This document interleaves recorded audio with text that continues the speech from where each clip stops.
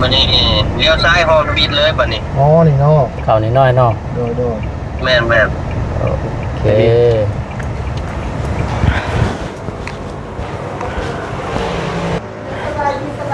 โดยสบายดีเด้อเด้อสบายดีเบื่ออ๋อมันของทีมงานของพวกเขาเจ้าขอบใจหลายๆโนผมมันมือเราผม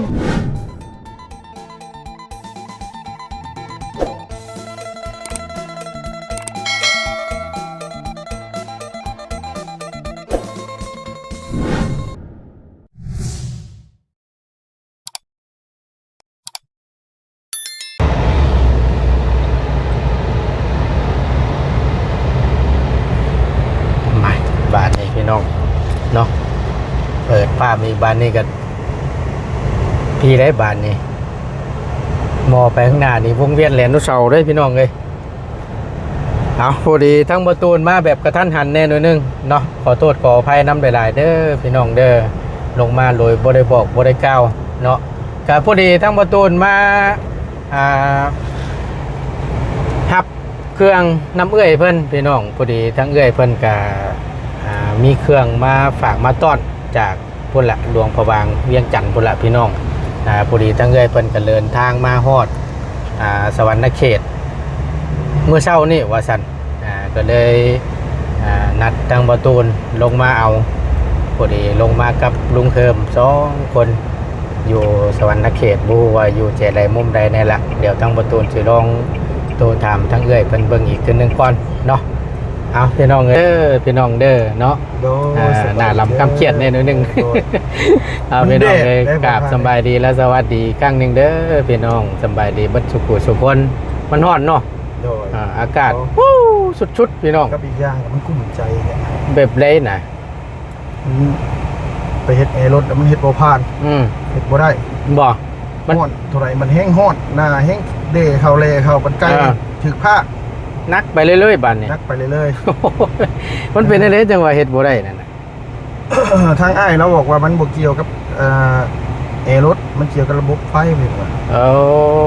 อันที่ว่าอันมันบัดร้อนบัดเย็นนะแม่นเวลานี่แหละระบบไฟมันสั่งให้ตัดไว้นะประธานเจ้าเห็นว่าอย่างเดียวมันคิดว่ารถเฮาเย็นแล้วมันก็สั่งให้ตัดโดยที่จริงนี่ระบบของมันจริงๆแท้ๆนี่คือแบบว่ามันต้องเย็นคักๆจะหนาวพวกนั้นอย่างตัดเนาะตัดเองนะแม่นแต่ว่าอันนี้เนี่ยมันเปิดแป๊บเดียวนึงประมาณ10นาที10 นาทีนี่มันก็สั่งตัดแล้วนะเพิ่นสิคิดว่าได้อุณหภูมิเพิ่นแล้วเพิ่นไปของเพิ่นเลยนั่นเนาะไปของเพิ่นแล้วแปลว่าเขาตัดโตตรงแล้วบอกว่าเขาเดินไฟไหม้น่ะคือลุงน่ะไปให้เขาเจ้าเดินไฟตอนนั้นน่ะเดินไฟแล้วจะเข้าไปเดินได้แบบว่าเขาตัดโตบ่ได้ผ่านกันว่าระบบกันกองยังเห็นนะแปลว่าเขาเจ้าตัดตรงไปเลยเห็นนะโดยมันก็เลยเฮ็ดในมีปัญหาบัดนี้แม่นแล้วเพิ่นก็ยากเลยไหนเนาะเราแก้ให้บ่ได้เราไม่แต่ว่าเจ้าไปห้านนั้นว่าเขาเจ้าเดินไฟให้เจ้าเราอ่ะให้เจ้าเฮ็ดไหมเราอ่ะเดินไฟไหมบ่รู้ว่าไปถามเขาว่าเขาเป็นหยังเขาคือตัดโตแบบนี้สมมุติน้ำเอยาเบิดนี่จังซี่น่ะมันก็บ่เตือนนะเราอ่ะโดยมันก็บ่ได้มันก็บ่บอกว่าหยังมันก็ระบบรอบจักรของเฮาอย่างสินะเรามันก็ล้วนเราอ่ะแต่ว่าเรื่องรถเรื่องล่างอันว่าอันเรื่องอื่นน่ะมันบ่มีปัญหาดอกมันมีปัญหาระบบไฟอย่างเดียว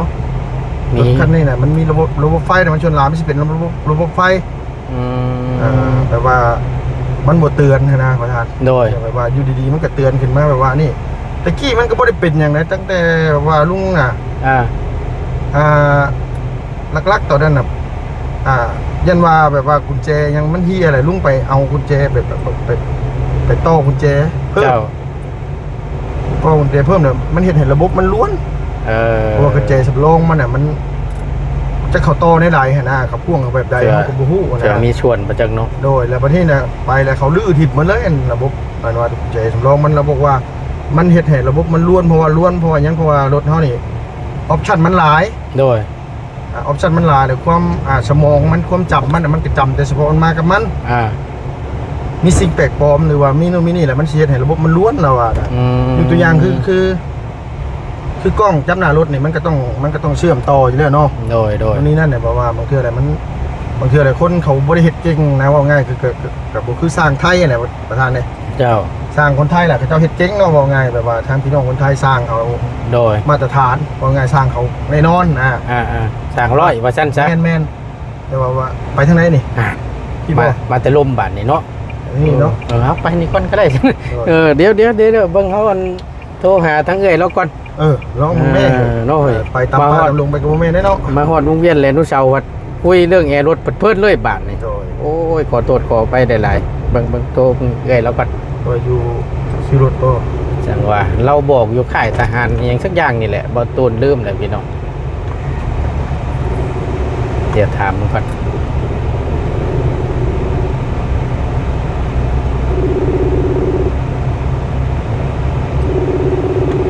นี่โดยเอ้ยสำบายดี มุตุ โดยเอ้ย อันนั้นพูดเอ้ยอยู่นี่นะอยู่ตลาดนี่ก็สนามซะสวรรค์ไซตลาดสวรรค์ไซบ่เอ้ย เข้าไปเฮือนรถเด้อ เอ่ ถ้า อ อยู่แถวดงลำดวนเอามากับดันลูกแหนเด้อเอา โดย จะมาเข้าใจละ ผู้ดีเลยวงเวียนมาหน่อยหนึงอันไหน ใกล้เชื่อลักซี่เลยเจ้าอีลักฮกนี่ โรงเรียนตัวไหน โรงเวียนไดโนเสาร์เลยโรงเวียนไดโนเสาร์มานี่เจ้า โรงเรียนเนี่ยโรงเรียนไดโนเสาร์ป่ะ โดยเขาเข้ามาทางลักซี่นี่นะเขามาทางไฟแดงลักซี่นี่ แถวหน้าค่ายก็ได้เขากำลังมาหน้าค่ายทหาร น่ะค่ายทหาร หน้าค่ายทหารที่ใส่เจ้า นี่ตู่มาทางโรงเรียนกระบอกวันนี้ โอ้โห อ๋อโดย อยู่อ่างน้ำประปาใหญ่เอง โอเคคือเขามาทางเส้นหน้าไอ้เต็กแล้วเนี่ยเขาสิวนไปทางนั้น โอ้โห โดย โอเคไอ้ายโอเคพิษเสร็จใครอยู่พิษเส้นทางนี่ใครอยู่แล้ว แต่ว่าพิษเสร็จอย่างอื่นได้สิ พิษเส้นเลือดเส้นอย่างเรียบร้อยเลยนะเนาะพี่น้องว่าออกไปสิได้แต่มันพอได้5เนี่ย เนาะเครียดใดก็บ่ได้เด้อลุงเนาะ โอ้เข่าไว้แล้วข่อยสิบอกเจ้าฮันบ่ได้ได้เนาะ เรื่องความเครียดอย่าง2-3 มื้อมานี่เริ่มเครียดเลยเห็นบ่นี่เริ่มเหี่ยวเริ่มหยังลงในนี่ ดิ เพิ่นสิเว้าวนมาสิเจ้าของอีกมันจำเป็นเนาะเอาก็มีแต่ว่าเลี้ยวเข้าเส้นนี่เนาะลุงเนาะ แล้วอันว่านี่เดี๋ยวเฉพาะ อยู่ในนี่ ตรงไปพูดเลย ฮะ เพราะว่าข่อยสิเอาอันว่าน้ำมันรถก่อน อ๋อ เอาไปเช็ดตั้งแต่กระทู้พุ่นเลย โอเคซะ แป๊บนึง โดย เพราะว่ามันไปช่างนี่เลยดิ เฮากระเทินอะไรมาเด้อเนาะ มันทะลุพอดีแหละนั่นน่ะ โดย แต่สิเรียกเขาเช่นนี่ก็เข้าไปพูดอีกคือเก่า สิวนเขาอีกที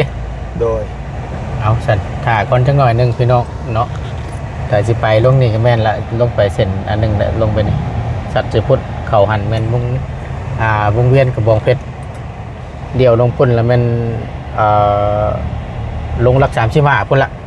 เส้นทั้งนั้นตังบ่ตูนคิดว่ามาทั้งนี้นะพี่น้องพี่น้องเอ้ยมา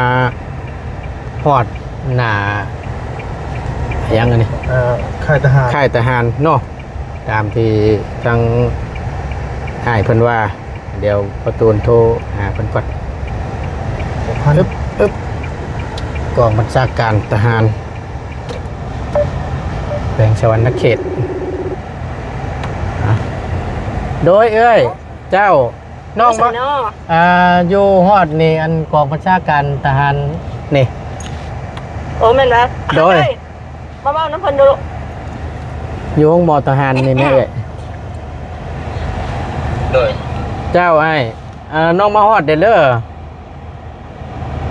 จะมาทางไหนเรื่องไหนอยู่หน้าห้องนี่แหละหน้าห้องหมอทหารนี่เจ้า หน้าของหมอทหารนั่นบอก โดยแม่นแล้ว ทางวงเวียนนั่นบอก ปักทางวงเวียน บ่จะมาจากทางวงเวียนหรอวะ บ่เฮามาแต่เสร็จในเมืองพุ่นเฮามาแต่เสร็จในเมืองเฮาขึ้นมาแต่ห้วยลุงกรุงแม่นน่ะเจ้า แล้วเจ้าถอยกลับมาคืนกันว่าอยู่หน้าของหมอทหาร ถอย โดย ถอยกลับมาคืนแล้วล่ะวันนี้เข้าห้อมตรงนี้ ถอยกลับมาแล้ว สี่แยก เลี้ยวซ้ายเข้าห้อง ไม่ เลี้ยวขวาเข้าห้องคอนกรีตฮะ อยู่สี่แยกนี่บ่สี่แยกบ่แม่นสี่แยกนี่บ่ แม่นสี่แยกแล้วเจ้าก็เลี้ยวขวาเข้ามาทางคอนกรีต เอากับกำลังกับรถนะ เราไปทางอ่างน้ำประปาดิเนาะฟังอ่างน้ำประปาดิเนาะ เปิดกล้องก็ได้เดี๋ยวสิบอกทาง โอเค โดย โอเคอ่ะ อ๋อฮู้ได้ซอยนั่นแหละ นี่ไอ้ ใช่ อ่างน้ แข่งแม่น โดย มา อ๋อเขาค่ายทหารนะบ่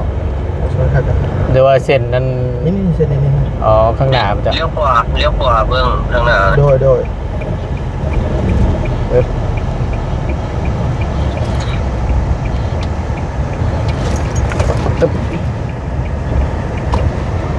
บัดนี้เลี้ยวซ้ายห้องปิดเลยบัดนี้ อ๋อนี่เนาะ เข่านิดหน้อยเนาะ โดย แม่น โอเค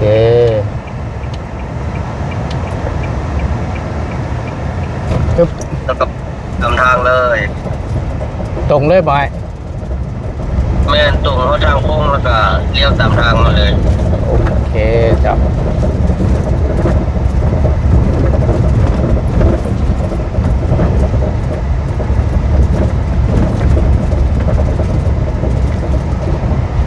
ปึ๊บ เลี้ยวขวา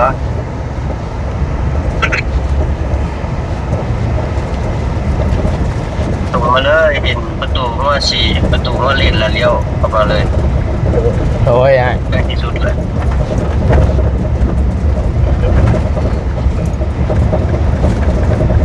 ข้างหน้านิดหน้อยเนาะ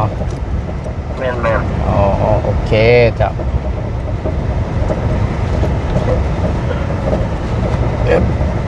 บ่เด็ดนี่นะเนาะ แล้วมาฮอดละ ซีเมนต์ตัวนี้ เนี่ย โดย เครื่องรถตัวไหน อ่าโอเคหอดแล้วพี่น้องได้อยู่ดุง พี่บอก วิดีโอจับอึ๊บมาหอดแล้วพี่น้องเลยนี่จะเป็นเพื่อนพี่น้องแล้วน่ะผมเคยบ่เคยเห็นทั้งเอ่ยเพิ่นจักเถื่อลุงเอ้ยครั้งแรกคือกันได้เฮาก็ได้ไปลงไปเบิ่งก่อนบาดนี่อึ๊บหอดแท้ๆพี่น้องเอ้ยตัวอากาศจังแม่นอบอ้าวโดยสบายดีได้เด้อ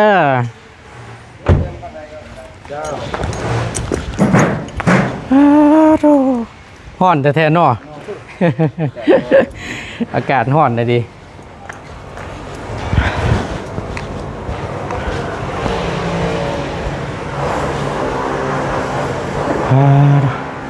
เอาถ่ายจังหน่อยนึงก่อนเนาะโอ้โดย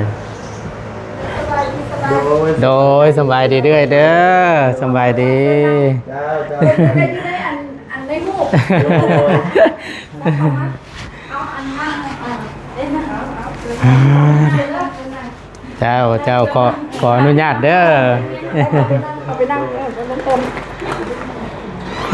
ฮ้อนแท้ๆเนาะโดย อะไรที่ยังมาต้น โดยมันเป็นอย่างเจ้า เป็นน้อยเป็นโตพอแล้วเนาะ โดยผมเป็นหยังเจ้า มาทำกัน สบายดีสบายดีเจ้า นี่ของนัวอันนี้ก็ว่าเป็นอันพวกอันนี้เพิ่มเราตุ้นแต่ใหญ่เด้อคนของเด้ออันนี้ของลุงเพิ่มโอเคอันนี้มันยาดีเจ็บกระเพาะมันจะเจ็บกระเพาะให้เรากินเด้ออันนี้ของบะตุ้นกับอันอยู่ในนี่ของบะเตียงมันอย่างไรอยู่ในนี่ โดยเจ้า และอันมานี่อันนี้นี่เป็นของน้องไซ โอ้ น้องไซอันนี้ใส่ช็อกโกแลตที่ช็อกโกแลตที่เด่นดอกไม่ต้องเยอะเอานี่เอามานี่ไงโอเคช็อกโกแลตตัวเป็นกั๊บนี่ให้เอาไปยายพวกยูทูบเบอร์เขากินน้ำกันทุกคน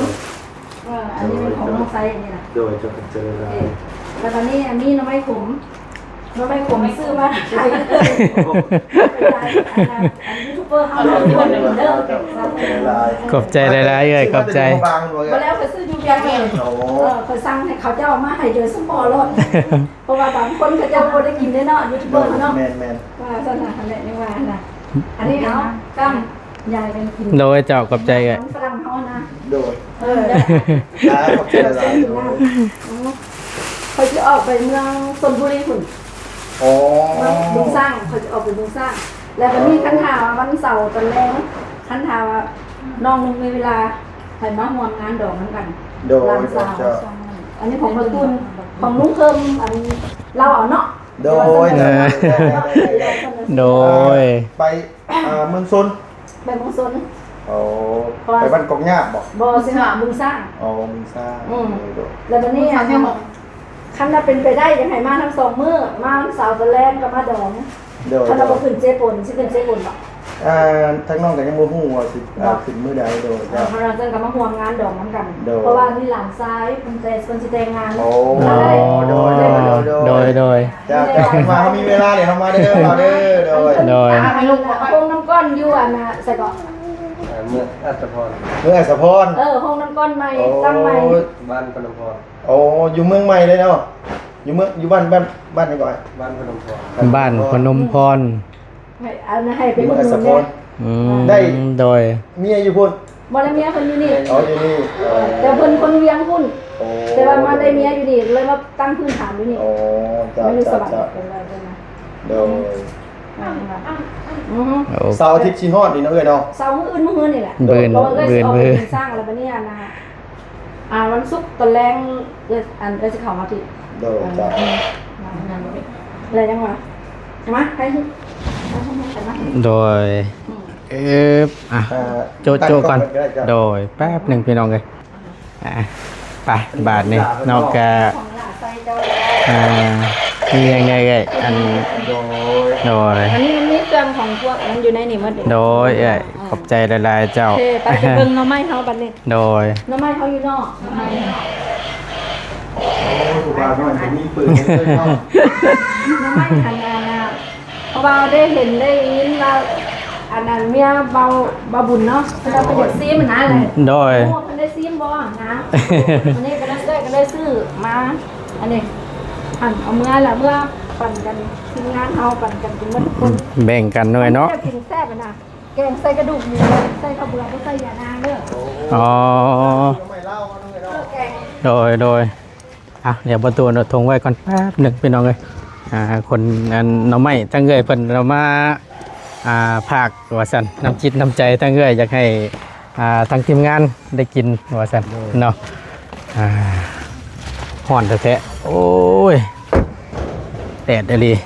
เอาบ่คนสิเอาน้ำมันนี่เด้อ โดยเอ้ย จะปั่นกันเด้อน้องเด้อ อ๋อแมนเบิดเลยบ่อย ของน้องไซถุงนึง อ๋อ นี่มันของทีมงานของพวกเขา เจ้าขอบใจหลาย คือโนผมมันมือ เราข่มตัวที่ว่าลุงของน้องไซเอา ๆ มา โอ้ เลยซื้ออยู่ โนใหญ่เนาะลุงเนาะ อันนี้มัน พวกเจ้าจะเผากินกับแก้วก็ได้แก้วปลาบ้ามหันซอกบ่ทัน โดย ยังขนาดแกงใส่กระดูกหมูแต่อันบ่ใส่ยานางใส่ข้าวเบื่อ โดยขอบใจเอ้ยขอบใจหลายๆเจ้า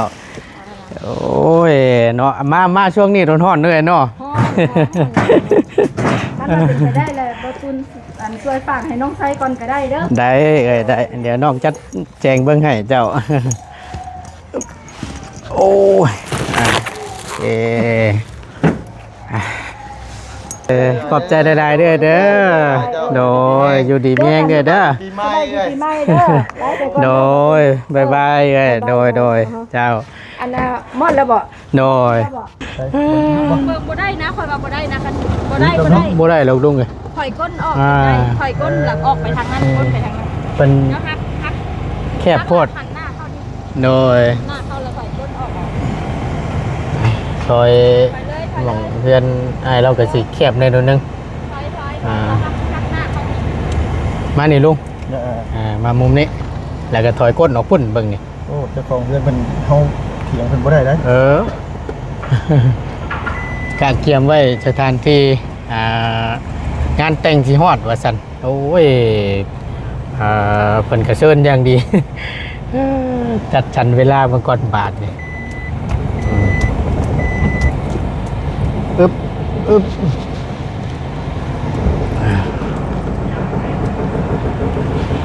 อึ๊บ เอาเสียก็คืออย่างนี้นะ อ่ะเพิ่นบ่ได้ช่วงเพิ่นบ่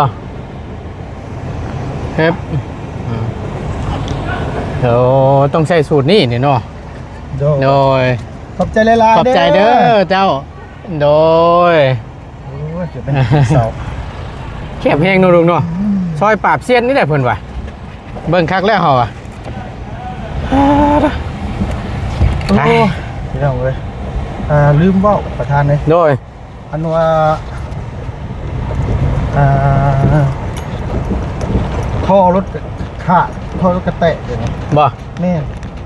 เดี๋ยวได้สันบัด พวกนี้เห็นว่าเวลาถอดบุกบุก เออเออแม่นบ่เสียงเพิ่นน่ะ แม่น ไปสร้าง ขอ เป็น เป็น แท้ แบ บ่ บว่าในรถเราบอกว่าต้องเชื่อมสแตนเลสอย่างเดียวหรอ ต้องแพ้มองออกโลเดนนี่เนาะ ยังว่าอยู่ที่มันหาหมดไล่เป็นหลายอย่าง โดย เนี่ยมาล่ำมารวยพี่น้องเอ้ย มันบูไปออกไปลุงเอ้ยคือว่าและเฮ็ดได้สัน ใจเป็นนี่กับพว อื กนี้ มบางคนเห็นเนาขี่รถใหญ่ก็ว่ามีเงินนั่นแหละ โอเคเลย เออ นี่จะน้ำมันรถก็ยังเงี้ย แม่น คือชื่อมือนี่แหละโดยเฉพาะแบบว่าเขาหาเงินน้ำคิดเนาะประธานเนาะ แม่น หาเงินน้ำยอดได้ วิวว่าซั่นซะนี่แหละคือสิละ วิวบ่ขึ้นมันแห้งคักพี่น้องไอ้มือหนึงได้10เหรียญ4เหรียญ5เหรียญ ปัดไล่ออกปัดนี่ โอ้บ่ต้องพอทีนี้ ลายกลัวไล่เข้าปัด เมื่อกี้ข่อยบ่ทันได้มาเฮ็ด YouTube อีกผมข่าวข่อยก็บ่ได้หลายปานนี้เลย มันสาเหตุผมข่าวลายในย้อนเครียด เครียด มันอื่นก็บ่ได้ปานใด พวกแหละนี่เนาะเอาแกจะไปเครียดมันปล่อยว่างมันไป อ้าวบ่มีเงินใช้บ่มีเงินผ่อนค่ารถเจ้าสิบ่เครียดบ่ข่อยตามกันแน่ กับแมนอยู่ เนาะ เนาะ เบิ่งเท่าไหร่เจ้ามัน ต้องเครียดเด้ โดยป่านนี้พี่น้องเลย ใช่แล้วก็ชุดโมเมนต์แล้วก็ชุดยอดเนาะ ชุดดีเลย ซื้อนอขมมาพี่น้อง แม่น แต่เป็นกระสอบมาบริมาณรถส่วนตัวได้มารถทัวร์ นั่งรถทัวร์มาเลยเราเห็ดป้าย อม ตก รับยอมรับอยู่ว่าน ำใจเรา อย่าให้ ยังไงทีมงาน กินดีทีมงานเขากินดีหรอก แมน กระสอบครึ่งเหมือนฉันว่ะ เดี๋ยวเมื่อเขาจังคอยจัดสรรแบ่งมึงเนาะลุงเนาะโดย พอได้กินกัน แต่ละผู้แต่ละคน ลูกเมียเขาคู่กันบ่เคยได้กินนั่นแหละ แมน เขา นั่นน่ะพี่น้อง ชาลุงนี่พี่น้องกันเว้นตั้งว่าแล้วเครื่องนอลุงกับบุบัดลุงน่ะ เหมาะสำหรับผู้ใดที่มักขมแบบสไตล์นี้เลยนะ อันนี้มันขมคล้ายๆเค้กแอลกอฮอล์พี่น้องเลย แมน จะว่าบอกว่าฮะ ขมแบบปิดปีเลยนะ แม่นคมแบบคมโมนัวน่ะว่าไงซะ โดย แต่ว่าน้องไว้ละมักได้นะอีหล่าไว้หลานอันนี้น้อง ร้านน้องดาวเนาะ น้องดาว โดย โทรมาหาอัดเสียงมาหาอยู่ดูเฮ็ดหยังมาสั่นก็บอกว่า สีเฮียนแล้วเนาะน้องเพิ่นเนาะ โดยก็บ้านนั่นแล้วก็ได้ แม่น ได้ไงเพิ่นได้ขึ้นมาหาอยู่สวรรค์เนาะ อันนะลุงเคยบอกขอโทษขออภัยนำหลายๆเด้อนั่งล่มกันจนเมื่อยก็ลืมตามซื้อจังใดเนาะเฮาสิกล้าก็โอ้ยพี่น้องว่าสมอง ขอโทษขออภัยหลายๆเด้อ โดยขอโทษหลายเด้อเนาะ ทั้งเอ้ยเพิ่นน่ะฮู้ชื่อเฮาแต่เฮาเพิ่นบ่ฮู้ชื่อเอ้ยเพิ่นบาดนี่โอ้ตาย แม่นยังบาดที่นี่พี่น้องเอ้ยซื้อเป็นภาษาอังกฤษนำ Facebook แล้วก็ได้ จักสิแม่นชื่อเดียวกันบ่กับ Facebook เนาะ โดย เอาอันรบกวนให้เอ้ยทักมาบอกน้องนี่เด้อน้องชื่อจังใดลืมบ่ดีขอโทษขออภัยหลายๆพี่น้อง ไว้น้องแบบคือลุงนี่น้องบัดชื่อจริงลุงนี่ชื่อใจทำสว่าง โดย บัดได้อันว่า Facebook หรือว่าใน YouTube บัดชื่อลุงเฮิม Channel มันโดด แม่นบ่ล่ะ คนละเรื่องกันอยู่ได้น้อง คันว่าแบบว่าติดปากอะไรกับใครอยู่น่าจะว่าเฮาบัดจะฮู้ว่าชื่อเสียงเพิ่นชื่อจังไดเพิ่นมาแต่ฝรั่งผู้เนาะมาแต่อเมริกา อเมริกา บ่ฮะกะสิแอนล้มลายกะทั้งบ่ตูนก็บ่กล้าปานใดพี่น้องเอ้ยเนาะกะทั้งเอ้ยแล้วก็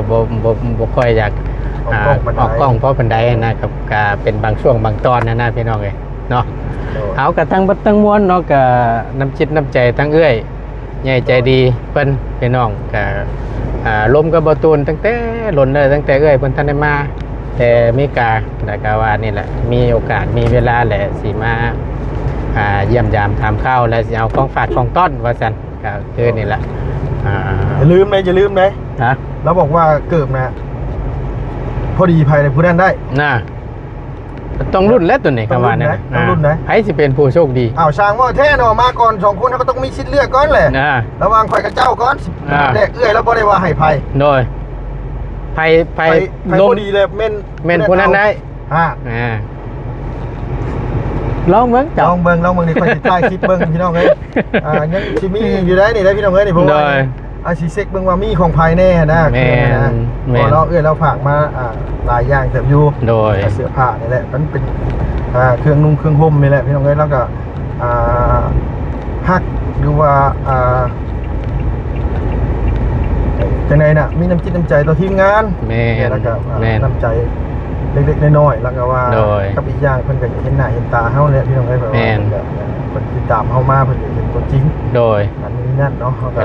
ถือว่าแล้วพี่น้องเอ้ยลุงกับมื้อนี้กับบ่แน่ผมก็บ่ได้ไปย่อมจะเบิ่งเลยทุกเทื่อนี่ลำตุ้มเลยนี่เนาะมามื้อนี้สิเปลี่ยนสีบาทนี่ออกโคนออกสีแดงๆหน่อยนึงเพราะว่าคนก็ห้องบ่มันซับกันได้ประธานแต่ว่าสีดำกับสีขาวมันเริ่มผสมผสานกันได้มันว่าขาวก็บ่แม่นขาวว่าดำก็บ่แม่นดำมันออกแดงๆแบบได้นิดนึงนะโดยแต่ท่านี้กับบ่เป็นยังพี่น้องเอ้ยเพราะว่าเฮาตามอายุไขเฮาแหละโดยบ่เป็นนึงดอกเว้ยเนาะจำนัด40อัพเลยพี่น้องเอ้ย40อัพเพราะว่าลุงเกิดเดือนนี้เพิ่นบ่แม่นเกิดเดือนเกิดก่อนนี้ก่อนอันนี้ข่อยก็31แหละเพราะว่าอย่างพี่น้องนะเพราะว่าคือลุงเนี่ยเป็นบ้าวเลยทั้งเขาประธานป้องเนี่ยเพิ่นยังเป็นโอ้ยยังเบี้ยอยู่ยังเป็นเบี้ยอยู่แก่ส่งกระชงเล่นป้าเปยถอยอยู่เพราะว่าเจ้านี่ยังเป็นรุ่นน้องของเขาน้องไซล่าเขาบอกเจ้าฮู้จักบ่ดิงบ่ชื่อดิงนะแม่นน่าจะเรียนรุ่นน้าเจ้าหรือมั้ยโอ้ยเฮียนพร้อมกันแล้วกับมันแม่นชื่อดิงนะเฮียนพร้อมกันกับเขาเสียงน้อยนี่นะแม่นเยิ่มรุ่นเดียวกันแหละกับที่เจ้ากันแม่นเฮียนพร้อมกันเพราะว่านั่นห่างกับข่อยอยู่10ปีเพราะว่าข่อยมีน้องสาวขันคนนึงแต่ว่าเราหัวย่างนะ